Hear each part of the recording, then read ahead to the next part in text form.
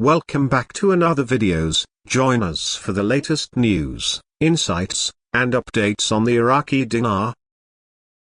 Don't forget to like, subscribe, and share your thoughts in the comments.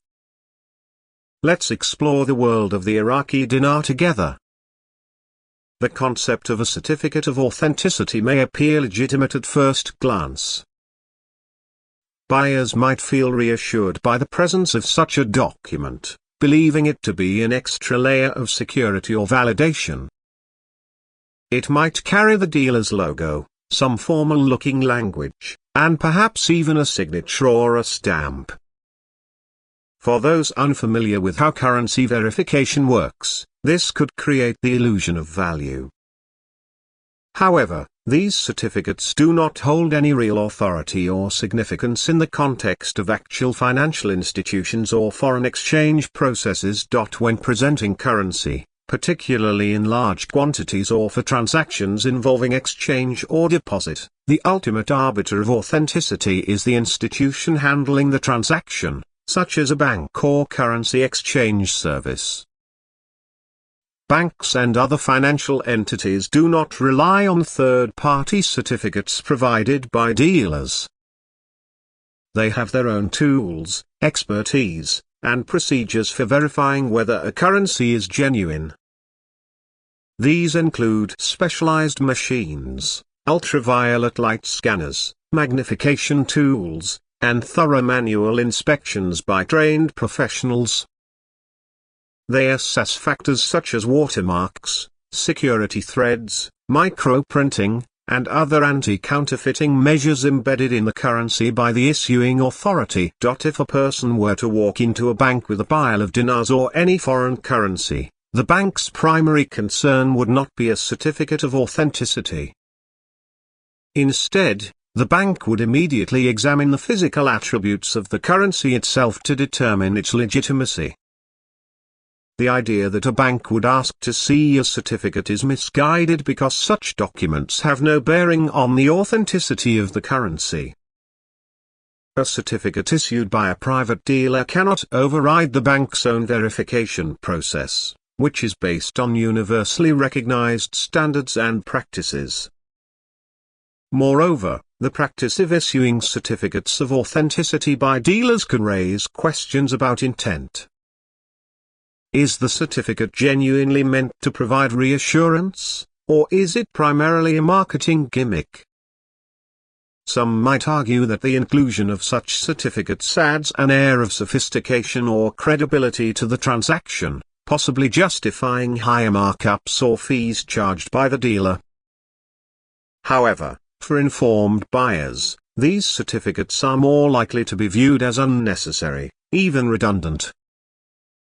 From a practical standpoint, the value and utility of a currency rest in the trust and systems established by its issuing authority and its recognition within the global financial system.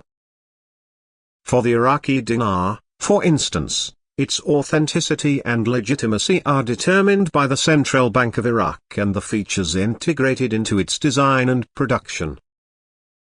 The issuing authority ensures the implementation of security features that make counterfeiting extremely difficult.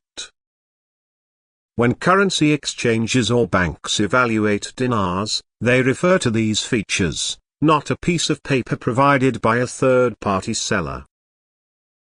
Another critical aspect to consider is the perception of buyers who might be new to purchasing foreign currencies, particularly in contexts where speculative investments are involved. The inclusion of a certificate might be intended to allay concerns or provide a false sense of security, but it could also mislead buyers into believing that it carries weight in official transactions. This underscores the importance of educating potential buyers about the real process of currency verification and the limited role that third-party certificates play in the broader financial landscape. For anyone dealing with foreign currencies, especially those outside of the major global currencies like the US dollar, euro, or pound sterling, due diligence is crucial. Understanding how authenticity is determined and how the banking and exchange systems function can save individuals from falling prey to unnecessary or deceptive practices. It can also prevent them from placing undue importance on documents like certificates of authenticity, which ultimately have no impact on the verifiable truth of the currency's legitimacy. In conclusion, the idea of a certificate of authenticity accompanying the sale of foreign currency may seem appealing at first, but it is essentially a marketing tactic rather than a functional or necessary document. Banks and financial institutions rely on their own established processes and tools to determine the authenticity of any currency, rendering such certificates irrelevant. For those engaging in the exchange or purchase of foreign currencies, especially in speculative markets, it is crucial to focus on the credibility of the currency itself and to understand the systems in place that govern its legitimacy. Educating oneself on these matters is the best defense against being misled by practices that hold no real value in the professional financial sphere. Thanks for watching Iraqi Dinar. Don't forget to subscribe, hit the bell icon, and share our videos. Your support keeps our channel going. Stay curious, and see you in the next one.